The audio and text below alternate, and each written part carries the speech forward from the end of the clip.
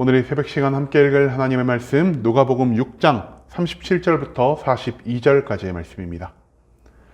누가복음 6장 37절에서 42절까지의 말씀 여러분들을 대표하여 제가 읽도록 하겠습니다. 누가복음 6장 37절 말씀부터 계속해서 읽어나가도록 하겠습니다.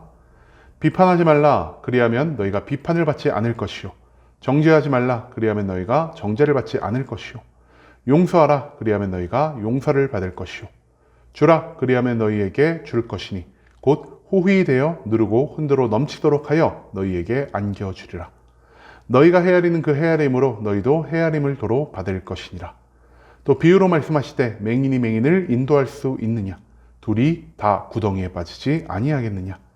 제자가 그 선생보다 높지 못하나 무릇 온전하게 된 자는 그 선생과 같으리라. 어찌하여 형제의 눈 속에 있는 티는 보고 내 눈 속에 있는 들보는 깨닫지 못하느냐. 너는 내 눈 속에 있는 들보를 보지 못하면서 어찌하여 형제에게 말하기를 형제여 나로 내 눈 속에 있는 티를 빼게 하라 할 수가 있느냐. 외식하는 자여 먼저 내 눈 속에서 들보를 빼라. 그 후에야 내가 밝히 보고 형제의 눈 속에 있는 티를 빼리라. 아멘. 오늘 이 시간 우리는 권면하는 삶이라는 제목을 갖고 오늘 우리가 읽은 하나님의 말씀 함께 나누는 시간 갖도록 하겠습니다. 오늘 본문인 누가복음 6장 말씀에서 우리는 예수님이 우리들에게 가르쳐주신 이 땅에서 이루어가야 할 삶의 모습이 무엇인지에 대해 배울 수 있게 될 것입니다. 그렇다면 이 말씀 가운데 예수님은 우리들에게 무엇을 가르치고 계시며 이 가르침을 받고 우리는 삶에 어떤 변화를 만들어 나아가야 하는지 오늘 본문 말씀 한 절 한 절 찾아보며 함께 알아보는 시간 갖도록 하겠습니다. 교회 안에서 우리가 굉장히 많이 듣는 말 그리고 굉장히 많이 하는 말이 혹시 뭔지 아십니까? 바로 정죄의 말과 판단의 말입니다. 특히 우리들의 신앙의 연차가 길어지면 길어질수록 우리들의 직분이 높아지면 높아질수록 성경에 대한 지식이 많아지면 많아질수록 우리는요 이 정죄와 판단의 말을 더 많이 하게 된다는 것입니다. 왜 예배에 나오지 않았니? 왜 예배 시간에 이런 일을 했니? 왜 봉사하지 않니라는 이런 질문 형식의 정죄들을 우리는 굉장히 많이 하며 살아가는 것 같습니다. 기도가 부족해서 그래. 회개하지 않아서 그래. 그렇게 살면 벌받아. 사탄이 역사한 거야 라는 이런 단정 형식의 판단 또한 우리는 굉장히 많이 하며 살아가고 있다는 것입니다. 이런 말들을요 우리는 굉장히 아무렇지 않게 하면서 내가 옳은 일을 한 것 같다라는 이러한 생각을 하며 살아갑니다. 하지만 판단과 정죄는 내 의를 높이는 시간이 될 수는 있겠으나 타인에게 있어서는 상처와 괴로움과 교회를 떠나는 시간이 될 수도 있다는 사실을 우리는 한 번쯤 생각해 봐야 한다는 것입니다. 그렇기 때문에 요즘은 이 교회에서 어떤 일이 일어납니까? 교회 안에서 그것도 공식적으로 정죄와 판단을 막는 이러한 모습을 우리는 종종 찾아볼 수가 있다는 것입니다. 그리고 그때 가장 많이 사용하는 말씀이요. 오늘 본문에서 우리가 읽었던 누가복음 6장 42절의 말씀. 내 눈 속에 있는 들보를 보지 못하면서 어찌하여 형제에게 말하기를 형제여 나로 내 눈 속에 있는 티를 빼게 하라 할 수 있느냐라는 바로 이 말씀입니다. 즉 누구보다 판단받을 거리가 누구보다 정죄받을 거리가 많은 내가 또 다른 누군가를 판단하고 정죄하는 것이 얼마나 어리석은 일인지를 오늘 이 말씀은 우리들에게 보여주고 있다는 것입니다. 즉 하나님 앞에서는 온전한 삶, 거룩과 사랑의 삶을 살아가지도 못하면서 나의 만족과 나의 유익을 위해 그리고 나의 의를 드러내기 위해서 정죄하고 판단하는 악한 삶을 살아가는 것이 잘못되었다는 것을 우리는 이 말씀을 통해서 깨달을 수 있게 된다는 것입니다. 그런데요, 이처럼 정죄와 판단이 사라지고 나니 교회 안에서 또 다른 문제가 한 가지 발생하게 됩니다. 그 누구도 상대방에 대해서 아무런 말도 하지 않고요. 상대방의 신앙에는 신경을 끄고 오직 나의 신앙생활에만 집중하는 이러한 모습을 우리는 요즘 들어 점점 더 많이 찾아볼 수 있게 된다는 것이죠.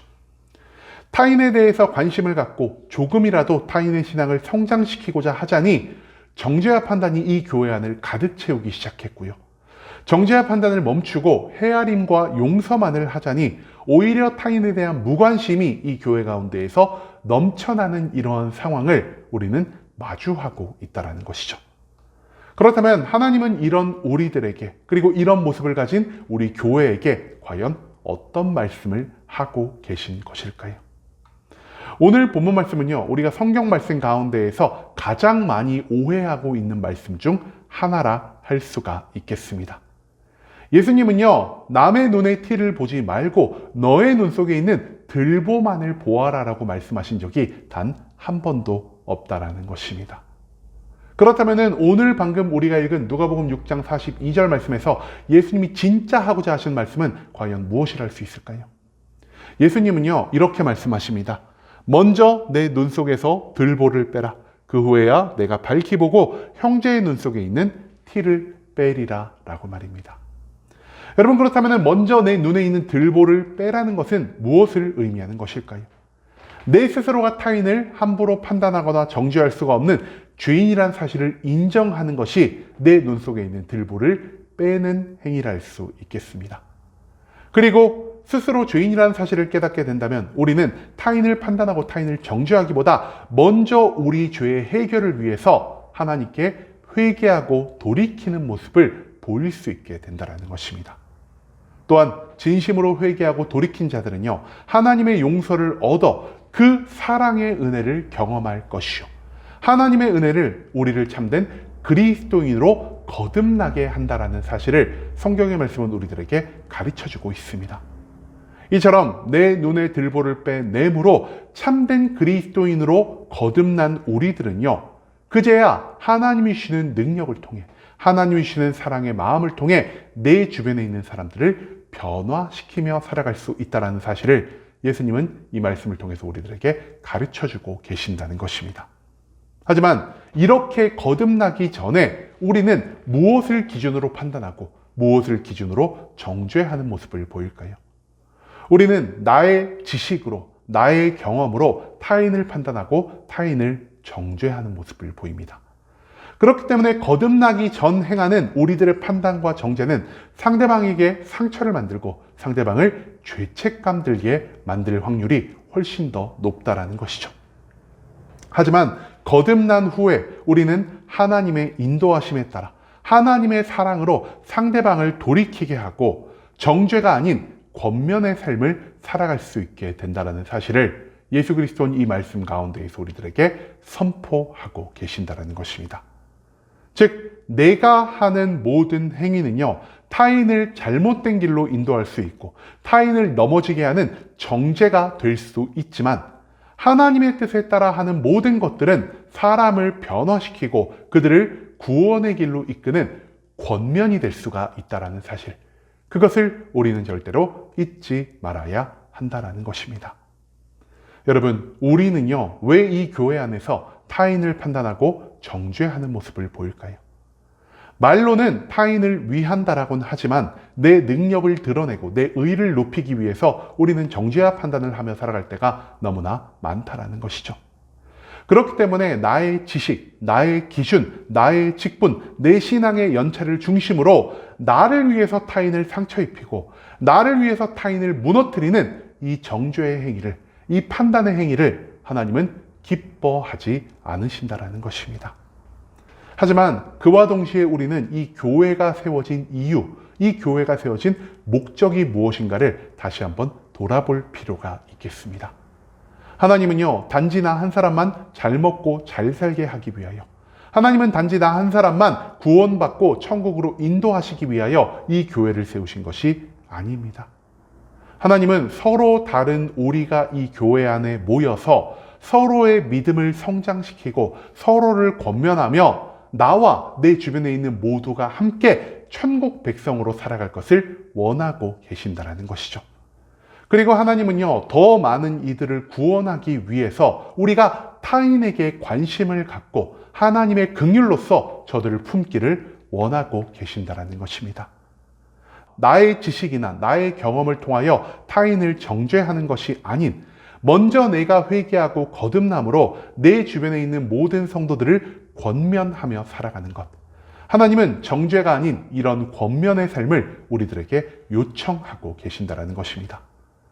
타인을 먼저 바꾸어서 나의 의를 높이고 타인을 먼저 교정하여서 나를 자랑하는 것이 아니라 내 스스로를 먼저 바꿔 하나님의 때, 하나님의 장소에서 하나님의 방법으로 우리 모두가 구원을 향해 나아가는 것. 정죄는 존재하지 않지만 권면을 통해서 하나님이 원하시는 삶을 살아가는 것을 우리는 반드시 이루어내야 한다라는 것입니다. 여러분, 이제는 타인을 대하는 우리들의 중심에 어떤 마음이 있는지를 다시 한번 돌아볼 수 있기를 원합니다. 나의 생각, 나의 경험, 나의 기준, 나의 만족이 중심이 되어서 타인을 판단하려 한다면 이것은 하나님이 기뻐하지 않으시는 정죄의 모습이 될 수 있을 것이나 먼저 하나님 안에서 거듭나고 회개함으로 하나님의 인도에 따라 타인의 구원을 위해서 모든 것을 하며 살아갈 때 이것은 정죄가 아닌 우리의 삶에서 권면을 만들어낼 수 있다는 것을 예수님은 이 말씀을 통해서 우리들에게 강조하고 계신다는 것입니다. 나를 위해서가 아닌 타인을 위해서, 내 의를 위해서가 아닌 하나님의 뜻을 위해서 정죄가 아닌 권면을 행하며 살아갈 수 있는 순복음 함께하는 교회 모든 성도님들이 될 수 있길 간절한 마음으로 소망하겠습니다.